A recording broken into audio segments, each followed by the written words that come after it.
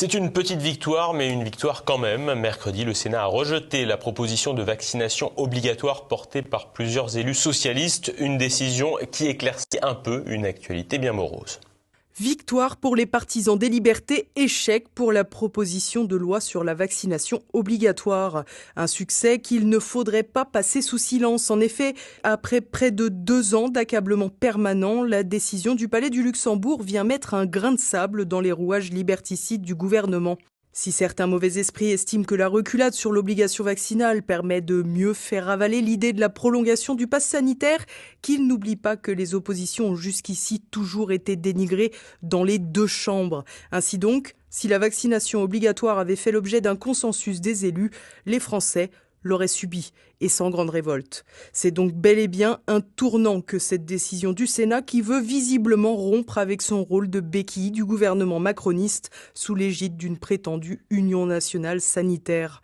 D'autres diront d'ailleurs que la décision du Palais du Luxembourg, à majorité de droite, s'inscrit dans le début de la campagne présidentielle dans un souci de rupture avec la majorité en place.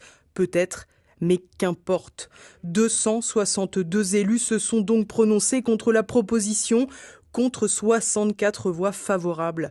Une victoire sans appel, également ponctuée par des prises de parole courageuses comme celle de la sénatrice du Bas-Rhin apparentée LR, Laurence Muller-Bronn. À entendre les partisans de la vaccination obligatoire, vacciner massivement les populations apparaît comme une décision simple, une décision de progrès qui s'imposerait à tous pour faire reculer le virus. Et ceux qui osent douter, réfléchir et finalement faire un autre choix seraient d'obscurs complotistes.